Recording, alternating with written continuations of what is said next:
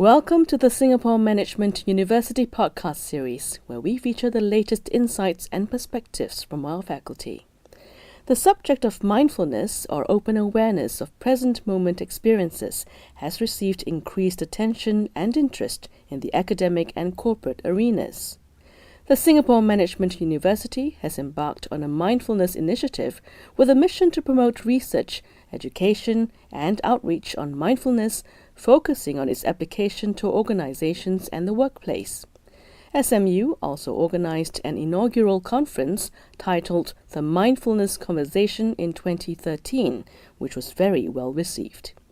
Dr. Johan Rep, who is an Associate Professor of Organizational Behavior and Human Resource at SMU's Lee Kong Chian School of Business, has been conducting research on mindfulness in organizations and mindful leadership.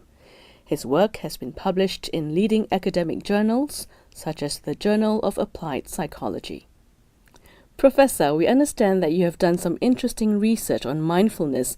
Could you tell us what exactly is mindfulness? You are actually starting off with the most difficult question. And the reason why I'm saying this is because in the academic literature there's an ongoing intense debate about the definition of mindfulness. So perhaps rather than telling you about this debate, let me perhaps start off somewhere else in the history. People actually have been looking at mindfulness for a long time as a way to kind of develop their mind and to calm their mind. And where it started is that you can actually make that experiment yourself. If you kind of try to, for example, if you close your eyes and just observe your thoughts for a while, and maybe try to not think anything at all for a while, you'll find that it's extremely difficult. And when people realized how little control they have over their thoughts, and their thoughts are going here and there, wandering off into the future and into the past, they started to wonder, can we do anything about this? So this is basically where mindfulness was coming from. It's an effort to kind of get better control over our thinking. In the modern research we call it kind of self-regulation. Self-regulation of our executive functioning, of our thinking. And then as a result also of our emotions. So what people started to do then, develop some exercises to develop mindfulness, what we now call mindfulness. And one very simple exercise is to simply observe your breath as you're breathing in and as you're breathing out. And have an awareness of that. So being aware of what you're doing. And actually that can be considered the essence of mindfulness, being aware of whatever you're doing in the present moment. Whatever you're thinking and whatever you're feeling and whatever you're doing.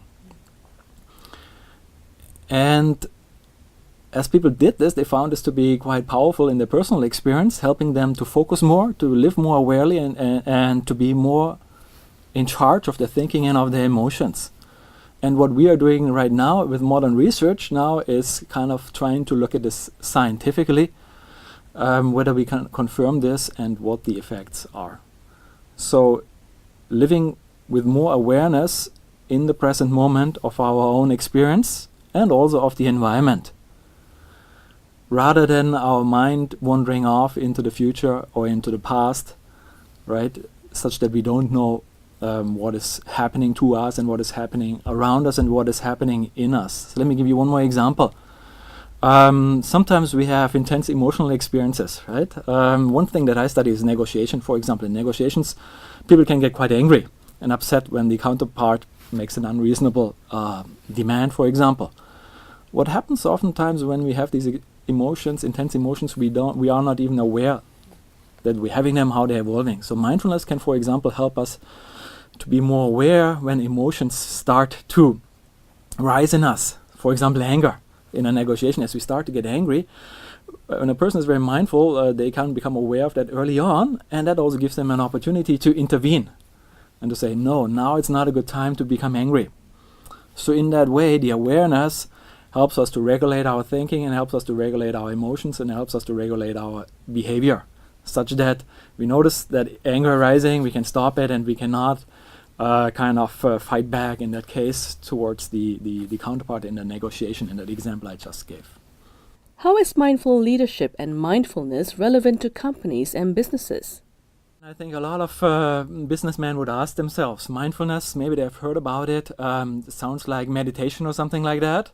How might that be relevant in a business? How might that be relevant for leadership, right? And also, should I invest any money in this in terms of, for example, training and development activities?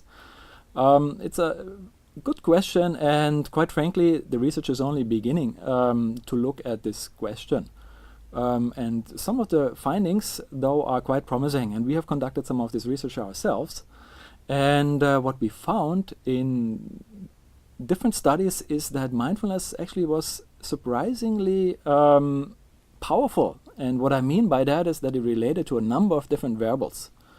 So let me give you some examples. In one study, we examined leaders of an organization who engaged in a 10-week mindfulness program. And that program was based specifically for corporations. So it was really tailored for the workplace. So it involved formal mindfulness practices such as breath awareness, but it also involved mindfulness applications to the workplace such as mindful meetings or mindful emailing, mindful communication. And then we measured several aspects of the leaders before and after, such as their performance and their satisfaction and their commitment. And we found that through the training, the leaders improved, for example, in their performance, as rated by the supervisors. And we also found that the more they practice and the more they applied the mindfulness, the more benefits they reap from that.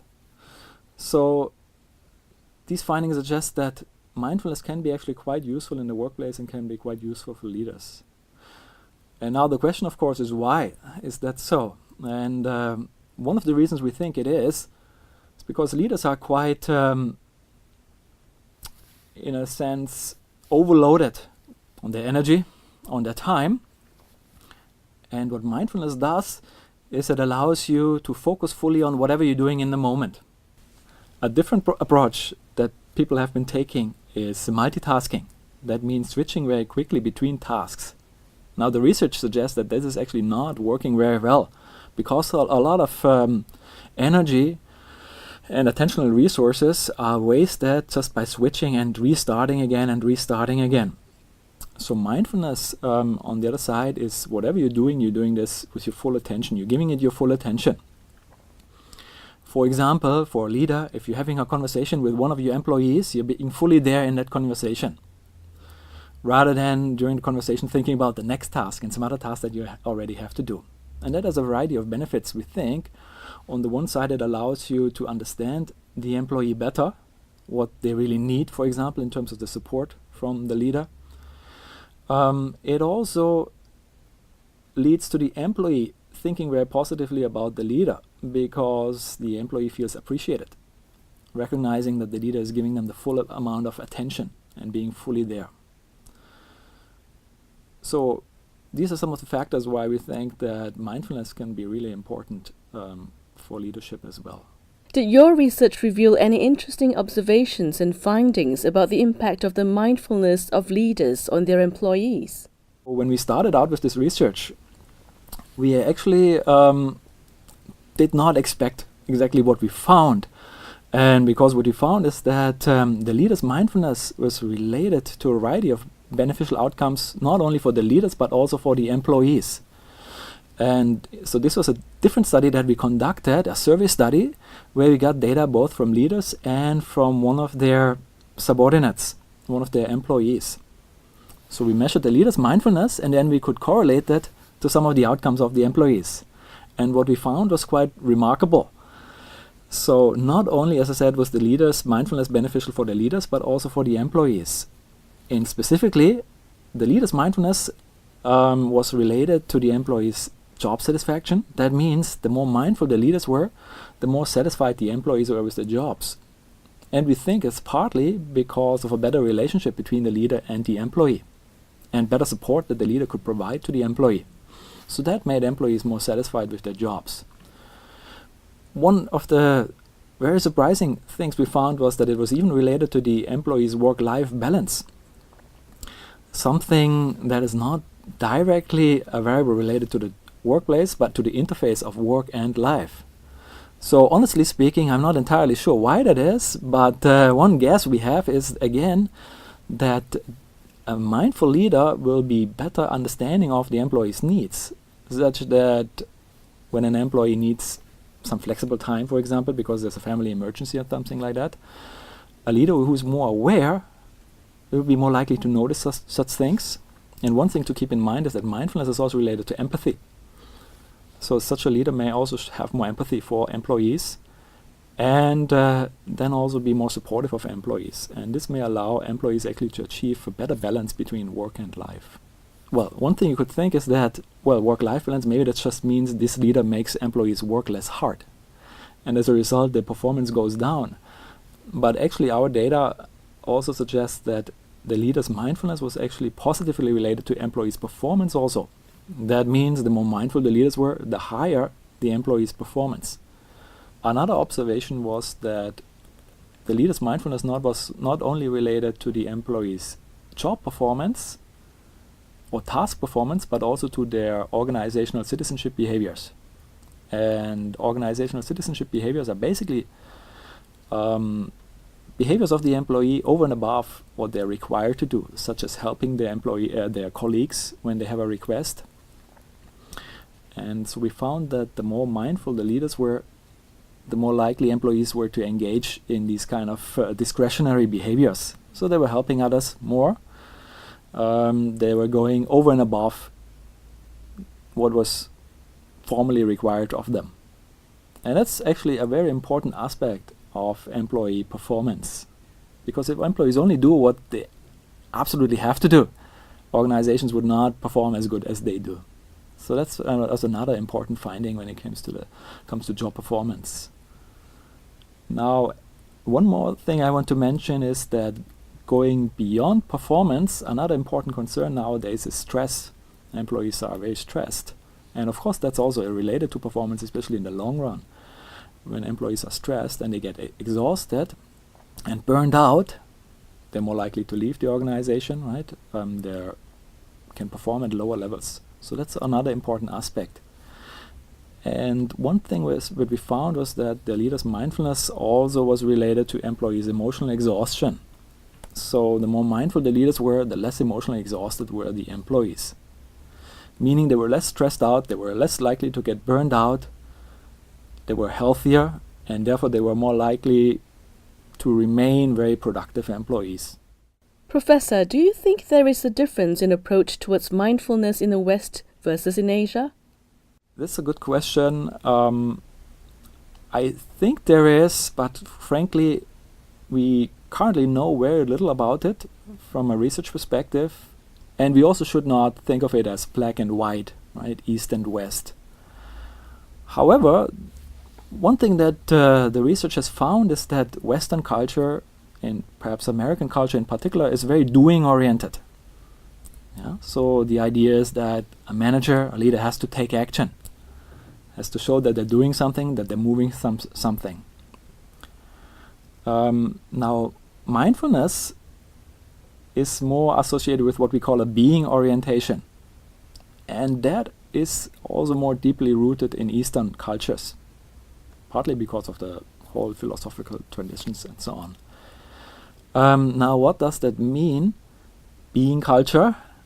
Well, does it mean to just be and sit around and do nothing? Well, we don't think so, right? One way to think about this is that the two can complement each other. If leaders go overboard with doing and totally forget about being, then there may not be a balance. They may be imbalanced. So we think that mindfulness can really provide a complement to the overly action-oriented approach of leadership that has been developed in the Western cultures. So we do think that this concept, it's very rooted very much in Eastern traditions. It might come more comfortably to Asian leaders just because of their cultural background. They may be more familiar, more comfortable with this. On the other side, for Western leaders, it may be more of an effort to become comfortable with the idea of mindfulness, of noticing things, of just becoming aware. But again, as I said, importantly, you have to combine the two. One misunderstanding about mindfulness is that it's about being passive and inactive. And that's not the case. Mindfulness gives you some awareness of what is going on, and this awareness and understanding can allow you then to make the right choices and then engage in effective action. So it's not that mindfulness would lead to inaction and inactive and a passive attitude. So overall, I think that mindfulness is important to both Eastern and Western managers and leaders. It may come easier for leaders who are coming from an Eastern tradition and maybe culturally more familiar with it. But at the same time, nowadays we see an increasing interest in mindfulness in the US and in Europe as well, suggesting that it's not closed to Western leaders either, and they start finding it quite useful. And a lot of companies, including some very famous ones such as Google, have been working with mindfulness and found it to be useful. Thank you, Professor. Thank you very much.